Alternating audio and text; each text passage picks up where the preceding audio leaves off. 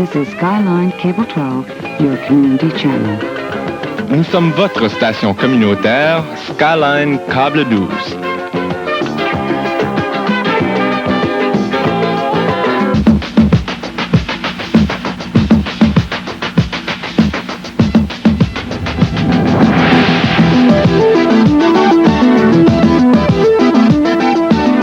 Télécampus. Au sommaire cette semaine, un dossier complet sur la commission Beauvais, une réflexion sur la visite du pape à Ottawa, la nouvelle présentation du théâtre de la Corvée et l'Assemblée générale des étudiants en communication prévue pour le 3 octobre.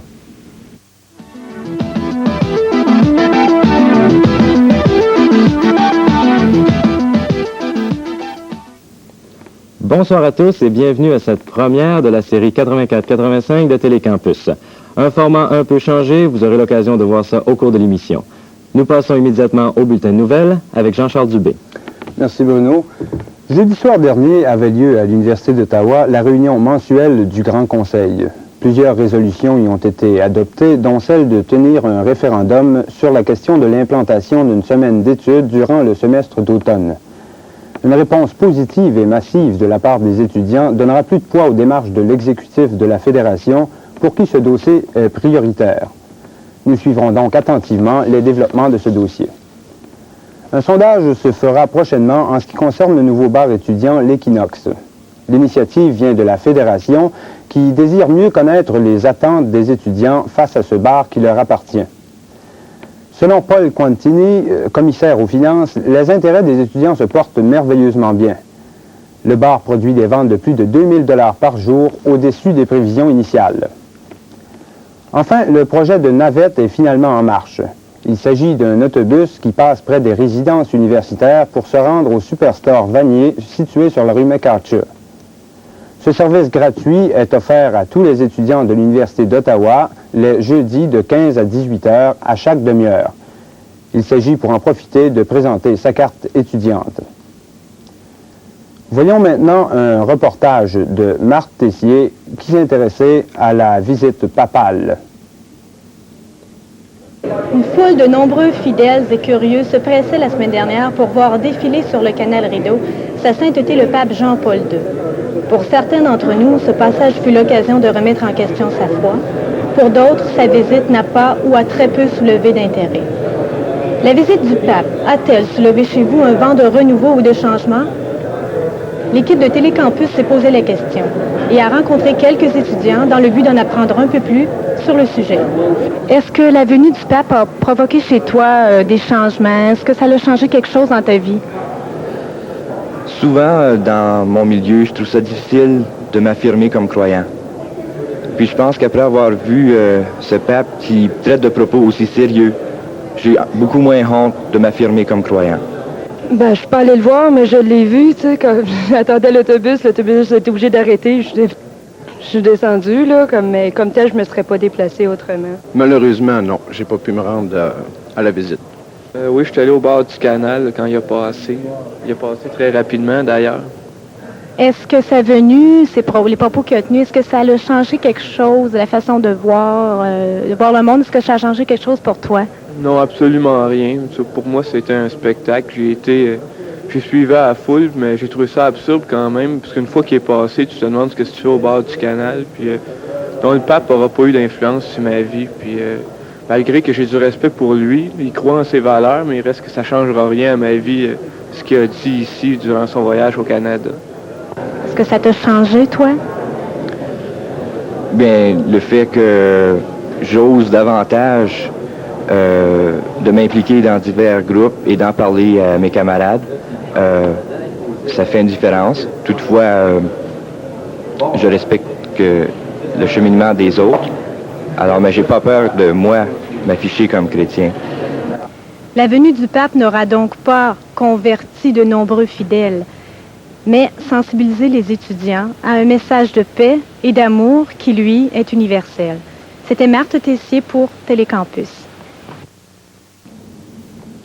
La Société des débats français de l'Université d'Ottawa offre maintenant un atelier sur l'art oratoire. Elle avait entamé la saison avec un sujet d'actualité, soit l'âge de majorité devrait être de 21 ans. Mario Boutin a rencontré le président de la Société, M. Daniel Langlais, et nous explique ce qui en est. Quelle est la mission de la Société des débats français à l'Université d'Ottawa? OK. Premièrement, la mission primordiale de la Société des débats français à l'Université d'Ottawa est de développer l'art oratoire. Pourquoi développer l'art oratoire? Beaucoup d'entre nous, quand ils ont été pour faire une demande d'emploi ou des jobs connexes à ce milieu-là, ont eu à faire face à des personnes qui demandaient une facilité de pouvoir parler puis de communiquer aux gens. Cela, on peut le développer à l'intérieur même de la Société des débats. Ce n'est pas une place ou un clan de groupes ou de personnes qui veulent devenir des politiciens, même si cela peut aider à développer leur oratoire, c'est bien pratique en milieu politique, comme on le sait. Mais cela permet d'analyser les discours politiques, de comprendre lorsqu'un argument est plutôt rhétorique, c'est-à-dire lorsqu'un argument est basé plutôt sur l'émotion que sur un contexte scientifique. Puis cela, ça peut aider, je pense, dans tous les domaines de la vie des étudiants. Qu'est-ce qui se passe de nouveau à la Société des débats cette année?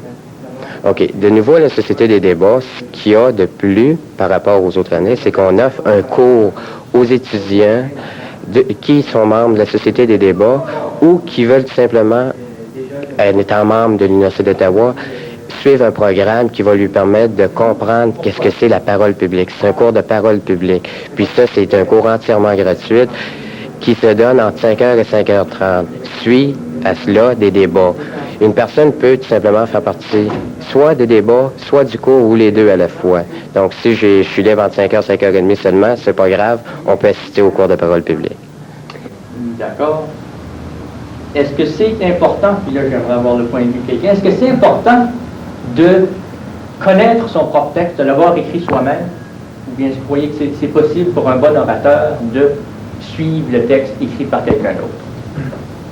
Par contre, chaque membre peut emmener des sujets qui les plaît. À ce moment-là, il y a possibilité de faire des débats spéciaux. On va voir un directeur de débats spéciaux qui pourrait parler un sujet au hasard de l'importance du missile Cruz en territoire canadien. On pourrait faire un débat au niveau de l'Agora. Dans la travers des communications rapides, la Société des débats français de l'Université d'Ottawa offre un outil fort intéressant aux étudiants qui voudraient développer leur talent oratoire. C'était Mario Boutin pour Télécampus. Le Conseil des arts d'Ottawa présente le Festival des arts. En fait, c'est une grande fête qui a pour but de promouvoir les œuvres des artistes de la région. Opéra, films, concerts, théâtre et poésie sont à l'horaire. Une exposition par jury présentant les œuvres d'art visuel de plus de 30 artistes aura lieu du 28 septembre au 8 octobre inclusivement à la galerie 521 Sussex. On y retrouvera entre autres l'œuvre de Claire Boudreau, étudiante à la Faculté des arts de l'université. Le département de théâtre vient de rendre publique sa programmation d'automne 84. Les deux troupes permanentes du département, soit la Comédie des Deux Rives pour le côté francophone et le Drama Guild pour celui anglophone, présenteront chacune un spectacle d'envergure au cours du premier semestre. Pour la Comédie des Deux Rives, Irène Poujol-Paradis mettra en scène La cruche cassée de Heinrich von Kleist et les répétitions vont bon train. Tout sera prêt pour les 5 représentations du 6 au 10 novembre. Du côté du Drama Guild, Tibor Egervari, le directeur du département lui-même, fera la mise en scène de Tonight We Improvise de Pirandello. Les dates de représentation ont été fixées du 4 au 8 décembre. Voilà donc 2 rendez-vous à ne pas manquer pour les amateurs de bon théâtre. Les représentations débutent à 20h et ont lieu à la salle académique au 133 de la rue Wilbrod. Le Théâtre de la Corvée, organisme franco-ontarien, présentera le 11 octobre prochain la pièce Les Déserteurs. Lucie Boileau s'entretient avec André Legault, comédien et directeur artistique de la troupe. Quel est le sujet de la pièce Les Déserteurs? Les Déserteurs, c'est une pièce qui est à la fois une pièce tragique et une pièce comique. C'est aussi une farce politique qui donne un assez bon portrait, je pense, de la vie quotidienne de la population d'aujourd'hui. C'est une pièce aussi qui expose les tourments de la population, les différentes crises qu'on vit. Une pièce qui touche la violence, les problèmes nucléaires, l'amour, le meurtre, la tendresse, un peu de tout finalement. C'est aussi une pièce sur des personnages tirés du quotidien, comme j'ai dit tantôt, qui sont confrontés à leur impuissance et qui ont un désir de crier leur rage. Est-ce que tu peux nous parler des comédiens? Oui, la pièce a une distribution de 8 acteurs et actrices, dans une mise en scène de Clément Cazelet. Clément a signé la mise en scène l'an passé de La mort accidentelle d'un anarchiste, qui est un spectacle qui est assez bien accueilli, je crois, par le public en général. On retrouve Eudore Belzile, qui jouait dans La mort accidentelle, qui a gagné le prix de la critique l'an dernier. Et puis nous avons aussi, mon Dieu, il y a Luc Thériault, Roch Castonguay, Christiane Drolet, qui est très bien connue du public de la région, qui a joué au Théâtre de l'Île, puis qui faisait partie de la distribution des Belles-Sœurs l'an passé. Le spectacle a lieu le 11 octobre jusqu'au 27 au Théâtre de la rue York. Oui, le Théâtre de la rue York. Est-ce que tu peux nous en parler? Oui, c'est un très beau théâtre, une très belle salle, très confortable. D'ailleurs, c'est l'une des plus belles salles au pays, là. Les Montréalais qui ont eu l'occasion de voir la salle nous enviaient beaucoup. Ça se situe sur la place du marché à Ottawa, au 3e étage, au 12 York. Alors, la pièce Les Déserteurs, une présentation du Théâtre de la Corvée, va se jouer du 11 octobre au 27 octobre à compter de 20h30. Le tout va se jouer du mardi au jeudi. Il y aura donc relâche le dimanche et le lundi. Cela va se produire au Théâtre de la rue York, qui est situé à 12 rue York, sur la place du marché. Si vous voulez de plus amples informations, veuillez contacter le 749-3631. C'était Lucie Boileau pour Télécampus. L'Association des étudiants et étudiantes de la Faculté des Arts a déclenché des élections pour combler les postes de commissaire aux affaires pédagogiques et de commissaire à l'information. Tous les étudiants de la Faculté des Arts sont admissibles, sauf ceux en communication et en philosophie. Les personnes intéressées devront remplir un formulaire de mise en candidature disponible à l'Infocampus et ils devront être mis au même endroit au plus tard vendredi le 5 octobre à 16h. Les élections se tiendront mercredi le 10 octobre de 9h à 20h au Café Alternatif situé au sous-sol du pavillon Simard. Pour de plus amples informations, communiquez avec Lucie Languedoc, présidente d'élection au 594-5161. Le lundi 1er octobre à compter de 8h à l'Agora du Centre universitaire et ce jusqu'au vendredi 5 octobre se tiendra le lancement des programmes du Centre des femmes. Le Centre des femmes est un centre de documentation, un lieu de rencontre et il parraine aussi une série de films, le Ciné-Femmes, et se porte aussi à l'organisation de divers ateliers, conférences et événements culturels. Pour plus d'informations, contactez le 231-6853. Nous tenons aussi à signaler qu'il y aura une assemblée générale des étudiants en communication au 135, local 135 du pavillon Simard, mercredi le 3 octobre à 14h. Si vous avez une information dont vous aimeriez faire part à la population universitaire, vous pouvez nous rejoindre en contactant Infocampus ou par l'entremise au 554 King Edward. Passons au dossier avec Bruno. Depuis déjà quelque temps, la commission Beauvais semble hanter plusieurs étudiants, ici même à l'Université d'Ottawa. Une grande campagne de publicité fut mise sur pied par la Fédération des étudiants afin de tenter de sensibiliser la population estudiantine aux dangers potentiels des recommandations de cette commission. Depuis quelques mois, une pétition circule et des brochures sont distribuées un peu partout. Les représentants étudiants, Bernard Drinville à leur tête, font donc tout en leur pouvoir pour tenter d'influencer le gouvernement provincial de l'Ontario. Mais la commission Beauvais, ça représente quoi? Et qu'a-t-elle de si dangereuse pour les étudiants des universités ontariennes? Le mandat de la commission est de rationaliser puis de restructurer le système d'éducation postsecondaire tout en prenant pour acquis dès le départ, c'est dans la définition de son mandat comme tel, tout en prenant pour acquis qu'aucun argent ne sera investi, aucun argent supplémentaire ne sera investi dans le système d'éducation dans les universités. Alors le problème, c'est qu'ils peuvent rationaliser, ils peuvent restructurer tant qu'ils voudront, mais s'ils prennent pour acquis dès le départ qu'ils ne rajouteront pas plus d'argent, qu'ils vont garder le même montant d'argent qui est investi actuellement, ils passent carrément à côté du gros problème dans l'éducation postsecondaire actuellement, c'est le manque d'argent. Donc la commission comme telle veut restructurer, veut rationaliser. Ça veut dire quoi? Ça veut dire rationaliser, couper des programmes essentiellement. Ça veut dire réduire l'accessibilité à l'université. Restructurer, on ne sait pas exactement ce que ça veut dire. C'est probablement très étroitement lié à ce qu'ils appelle la spécialisation des universités, c'est-à-dire que tu aurais une université qui, par exemple, prenons l'université de Windsor, serait spécialisée uniquement, par exemple, dans les problèmes de sciences et de génie, comme c'est déjà le cas dans certaines universités comme celle de Waterloo. Ça veut dire que pour l'étudiant, revenons à notre exemple, l'étudiant de Windsor qui veut étudier en sciences humaines, il va devoir ou bien se déplacer à Toronto ou bien se déplacer à Ottawa. Bref, il ne pourra pas étudier dans le domaine de son choix, dans l'université de sa région. Alors, c'est ce que Beauvais propose dans le rapport intérimaire. Il nous a demandé notre avis là-dessus, puis nous, on lui a dit qu'on était en complet désaccord avec ça, parce qu'on croit en l'universalité des institutions postsecondaires. On pense que dans une université, il devrait y avoir une gamme de programmes offerts, puis on devrait laisser à l'étudiant le choix de choisir ce qu'il veut bien étudier.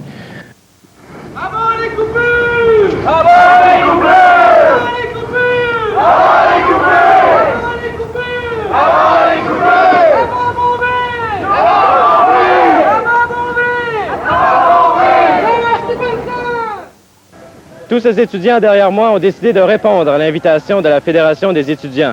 Ils ont décidé de manifester leur opposition à la hausse des frais et aux coupures de services. Le 24 septembre fut la date choisie pour leur manifestation, puisque c'est aujourd'hui que le Dr Edmund Beauvais, avec sa commission, se trouve sur le campus en vue des audiences publiques qui se tiendront à la chapelle de Tabaret. Allons maintenant rencontrer Patrice et Sylvie, qui vont parler avec quelques-uns des étudiants sur le terrain. Qu'est-ce que vous pensez des actions entreprises par la commission Beauvais? Je pense que présentement, la commission Beauvais a commencé à siéger, puis moi, je m'oppose sur la base que présentement et depuis de nombreuses années, les coupures dans l'éducation postsecondaire et même dans l'éducation secondaire sont très drastiques, affectent énormément la qualité d'études, la qualité de la pédagogie qui est donnée aux étudiants, puis je pense que c'est inacceptable. C'est d'ailleurs pour ça que je suis ici aujourd'hui. On trouve ça pas mal effrayant parce que ils font beaucoup de coupures à travers l'université dans des départements, surtout dans des départements. Si on prend un exemple, le département de communication, ça affecte énormément la qualité des professeurs. Ils veulent énormément remplir les classes, ils veulent couper les professeurs, ils veulent couper de l'équipement surtout. Et puis ça, c'est à grandeur de tous les départements. À mon avis, c'est une commission qui ne devrait tout simplement pas exister. Bonjour, est-ce que tu pourrais me dire pourquoi toi, tu es venu participer aujourd'hui à la manifestation contre la commission Beauvais? Parce que je considère que cette commission-là fait partie de toutes les coupures que le gouvernement fait présentement, comme pas rien que dans l'éducation, mais dans les services sociaux, dans la santé, tout ça. Puis d'un autre côté, ils financent les compagnies à grosses subventions. Puis aussi toute la question de la recherche militaire qui se fait sur le campus, les préparatifs de guerre. Où ce que ça s'en va, parce qu'en même temps, c'est pas juste qu'ils veulent nous faire payer plus pour l'éducation, mais qu'ils sert encore plus les compagnies puis tout ça. It's obviously very unfair. I mean, it's more than obvious. Already tuition is $1,300. To increase it to $2,000 is unreasonable. I mean, I don't have to say anything. It's explainable as it is.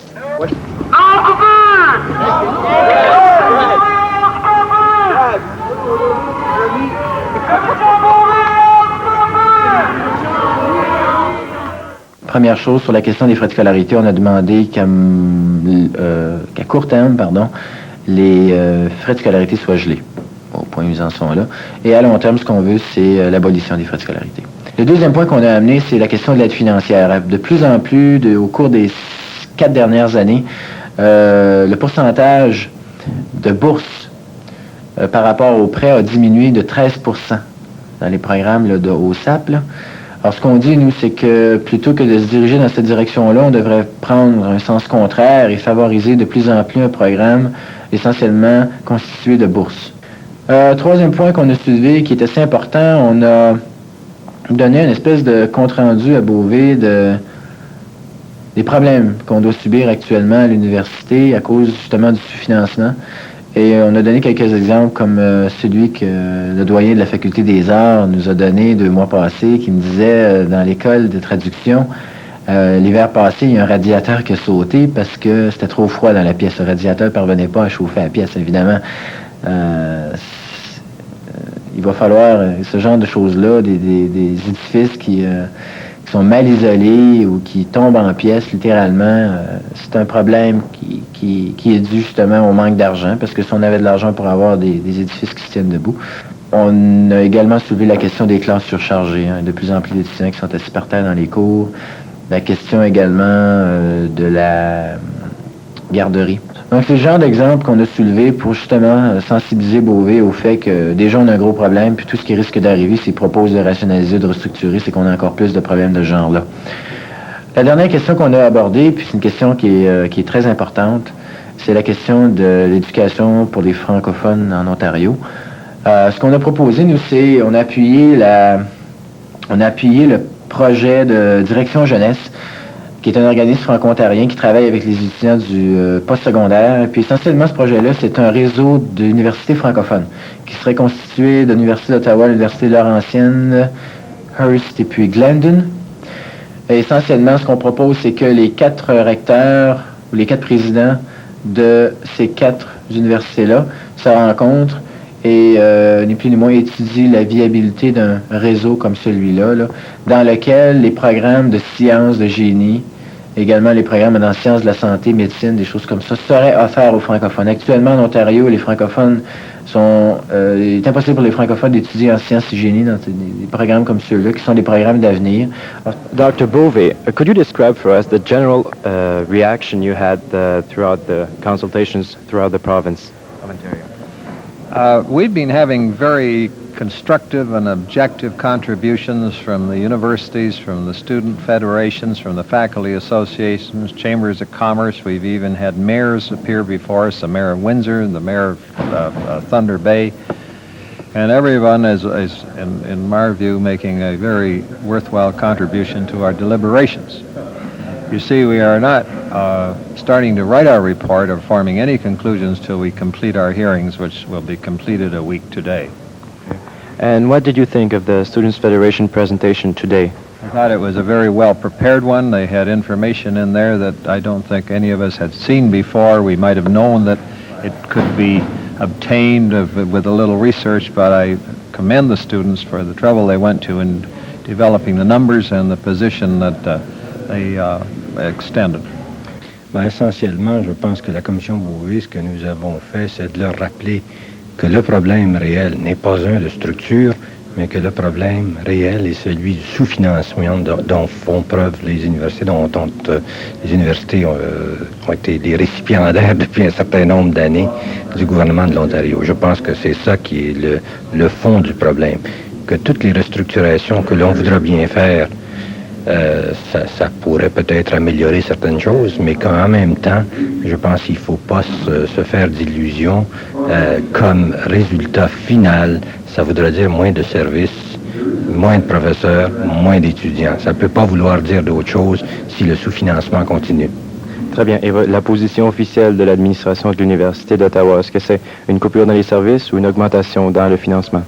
Mais pour tout de suite, nous, ce que l'on veut, c'est une augmentation du financement parce que nous croyons que si l'on compare l'Ontario avec les autres provinces canadiennes, on s'aperçoit naturellement que nous sommes tout à fait au bas de l'échelle par rapport à n'importe quelle autre province canadienne. Ça, en soi, il me semble que c'est un problème que l'on pourrait quand même améliorer parce que je ne crois pas que l'Ontario soit la province qui soit la plus pauvre au pays, d'une part. D'autre part, lorsqu'on regarde ce qui a été fait dans la société ontarienne, disons, pour les écoles secondaires, qui ont été faits pour les hôpitaux, ils se sont tirés d'affaire beaucoup mieux que nous. Il y a eu une augmentation réelle de leur budget, pendant que nous, en dollars constants, il y a eu une diminution. Alors, je crois que sûrement, la solution, ça devrait être un meilleur financement. Maintenant, s'il faut aller, disons, si on nous dit, bon, ben malheureusement, on ne veut pas aller plus loin, ben là, naturellement, il va falloir couper les services. C'est à peu près la seule chose que l'on ait à notre disposition, finalement, parce que, ou bien vous fermez entièrement l'institution, ou bien vous la continuez. Si vous la continuez, ben il faudra le faire avec les moyens que vous avez. Et nous avons toujours été des citoyens conscients pour rester à l'intérieur des budgets qui nous avaient été donnés par la province. Très bien. Et quels moyens prétendez-vous, est-ce que vous pensez qu'on pourrait prendre justement pour influencer le gouvernement provincial? Ben, je pense sans aucun doute, en répétant le message un certain nombre de fois, ça devrait peut-être finir par les persuader. Voyez-vous, les universités dans ça, je pense qu'elles ont été coupables dans le sens qu'on a voulu trop bien faire, que les universités ont voulu naturellement vivre dans leurs moyens et par le fait même donner des services avec un financement qui n'était pas adéquat. Et êtes-vous optimiste quant aux résultats de la commission Beauvais? Écoutez, il est difficile à dire ce que la commission va décider. Ça dépendra beaucoup. Voyez-vous, eux, ils ont déjà eu un handicap qui leur a été donné par le gouvernement, puisqu'ils ont demandé que l'on ne coupe pas vraiment d'institutions, que les institutions restent dans le même nombre, on n'enlève pas d'institutions de l'ensemble du système de l'Ontario, mais qu'en même temps, on utilise le même argent. Par le fait même, c'est très difficile pour eux d'arriver à une conclusion quelconque avec ça. Vous savez, il n'y en a pas de méthode magique. Je pense que si on regarde de par le monde la façon dont c'est fait, il n'y a pas 56 000 façons de le faire. Aux États-Unis, c'est un peu différent du Canada. Il y a eu, disons, beaucoup plus d'universités privées. Vous savez que ces universités que l'on nomme les Ivy League Universities, et qui sont donc parmi les grandes universités américaines, sont toutes des institutions privées, avec des frais de scolarité extrêmement élevés, mais par le fait même aussi pour arriver à avoir des étudiants, parce que ces universités attirent le 2% supérieur de tous les étudiants qui finissent des collèges américains. Alors, pour faire ça, ce qu'ils font, c'est qu'ils ont de l'argent qui vient du secteur privé. Est-ce que l'administration de l'Université d'Ottawa entend prendre d'autres moyens de pression ou des moyens de pression sur le gouvernement provincial en ce qui concerne justement la coupure des services? Nous, en fait, ce que l'on veut continuer aussi à faire, c'est de passer le message qu'on a une mission tout à fait spéciale vis-à-vis des Franco-Ontariens qui participent à 50% déjà du taux des autres étudiants de d'autres, qu'ils soient anglophones ou de d'autres ethnies. Et je pense que ça, en soi, c'est un problème majeur. Je pense qu'il est impossible de penser qu'au sein d'une société, on ait un groupe qui soit aussi défavorisé. Donc, c'est sûrement une pression que nous allons continuer à maintenir sur le gouvernement provincial. Est-ce que vous entendez par là que les coupures de services et dans le financement des universités affecteraient plus les Franco-Ontariens? Présentement, supposons que l'on parle des frais de scolarité, à mon avis, sans aucun doute, parce que c'est un groupe qui, sur le plan socio-économique, n'est peut-être pas aussi favorisé que d'autres groupes. Et s'il y avait des augmentations de frais de scolarité, par exemple, c'est eux que ça affecterait d'abord. M. Edmond Beauvais, affirmant à plusieurs reprises qu'il n'avait pas d'opinion préconçue, espère que le gouvernement provincial observera les recommandations de son rapport. Quelque peu impressionné par la présentation détaillée et recherchée de la Fédération, M. Beauvais a admis avoir découvert des points nouveaux qu'il devra étudier plus à fond. Le 15 novembre sera donc la date à surveiller, puisque c'est à cette date que la Commission redéposera son rapport à Queen's Park. Du côté étudiant, malgré la faible participation lors du rallye du 24 septembre dernier, la Fédération étudiante, avec une pétition de 3000 noms en main, demeure confiante de pouvoir influencer le gouvernement provincial. Et il n'en demeure pas moins que le nombre total des signataires ne représente qu'un peu plus de 10% de la population étudiante de l'Université d'Ottawa. Les élections provinciales possibles pour le mois de novembre seraient donc plus susceptibles d'attirer l'attention du Parti conservateur aux demandes des étudiants du postsecondaire en Ontario. Bruno Beaulieu, à l'Université d'Ottawa. La semaine prochaine, notre dossier portera sur le référendum organisé par la Fédération des étudiants, référendum qui est prévu pour les 30 et 31 octobre prochains, qui portera sur la semaine d'études à l'Université d'Ottawa. Eh bien voilà, c'était notre première émission. Nous espérons que le nouveau format a su vous plaire, tout en vous informant sur les divers dossiers universitaires.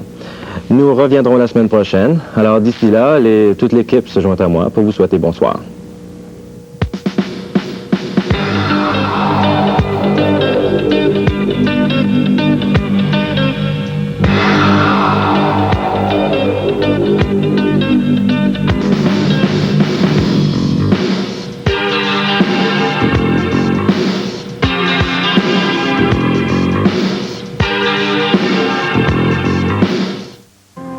Le poste de télévision communautaire